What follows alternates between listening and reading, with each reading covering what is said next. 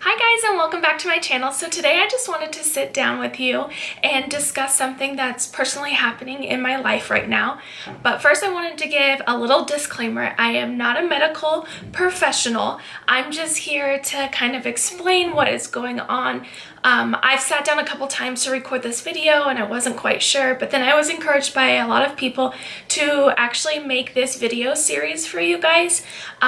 They said that you never know who you could help by talking about what's going on. So I thought today was a perfect day. It's 4th of July. My husband is home and he is watching Winston. So I'm going to sit down and kind of chit chat what's going on. So about a month ago, I finally went to the doctor's. It's been a little chaotic here with some things going on, and so I finally made an appointment to go see my allergist because I thought my food allergies were acting up. I've had food allergies. I've been gluten-free for about 15 years. I'm also soy-free, and before I got pregnant, so about 2 years ago, I was dairy-free as well. But I should be dairy-free. We'll get into that. And so I thought something was up with my food allergies, maybe like something new. So I went there and my doctor was like, I really want to test your thyroid. And I was like, yeah, well, this isn't the first time I've heard this and it always comes back negative. And she's like, I want to run different tests than probably that they normally run. And I was like, okay, I'll just do it. It's just blood work, right? And so I called my doctor to write the prescription for the blood work, and I was listing off, there was about 5 tests that my homeopathic allergist wanted to run. And the last one, when I said the test, I don't remember what it was called, the nurse goes, well, what, do you guys think you have a blood clotting disorder? And I was like, no, it has to do with something about malabsorption, and she wanted to just check it while we were doing the thyroid panel. So I waited about over 2 weeks to get my blood work results back, and I have a hyperthyroidism and I have a genetic mutation, which is C677T, which is part of the MTHFR genetic mutation. So it was a lot of information when I first was researching and figuring out what was going on. I've had to see multiple doctors so far, and this is what I've concluded. So with the genetic mutation, and that was that one test that the nurse was like, why are we testing this? Actually came back that there was something.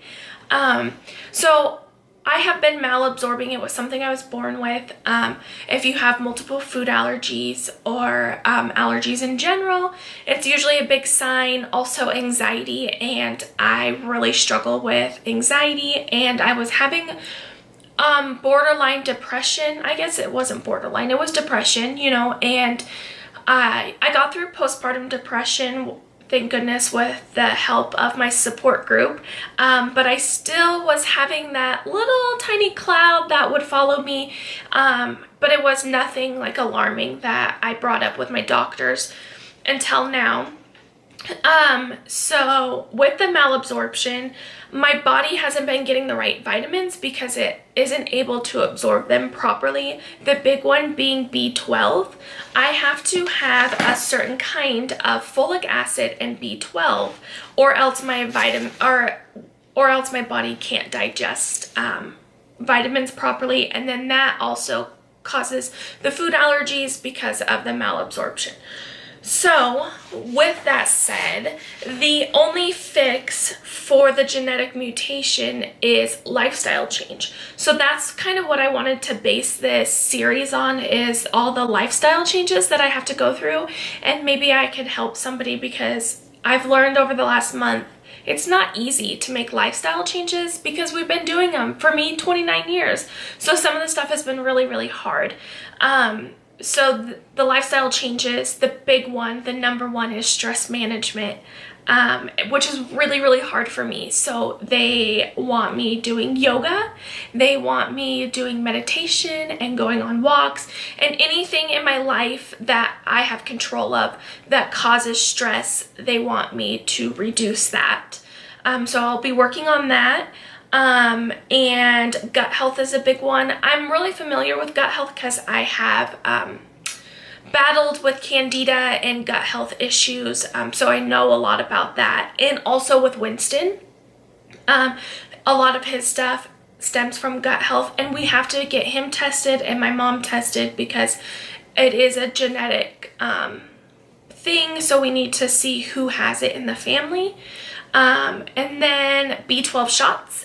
So I just had to change up my vitamins and make sure that I have the proper form of B12, and they're also going to be giving me B12 shots. So really hard time detoxing, and I need to be more aware of using non-toxic cleaning materials and body materials. I'm pretty aware of things like that.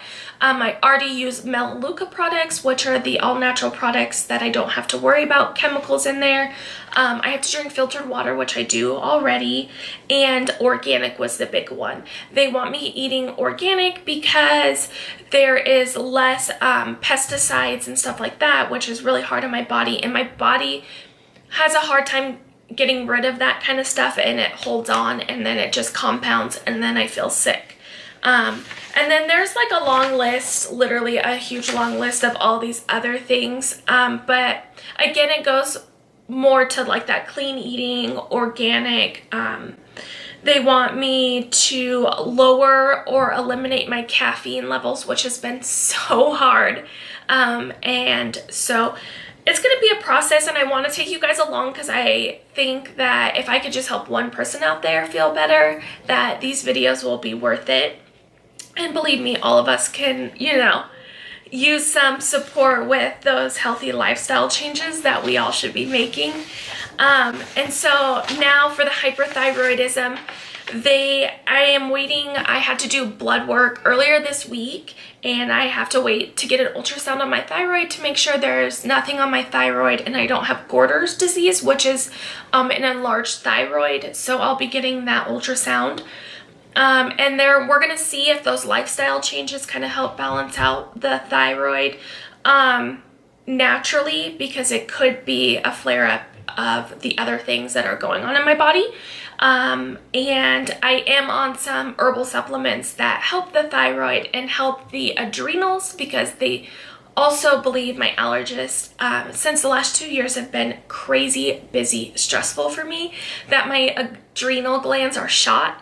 And sometimes when you run on adrenal fatigue for too long, it starts attacking your thyroid. So we're going to get the right supplements and the right changes and just monitor my thyroid before we do anything crazy. That's if my thyroid checks out fine in the ultrasound.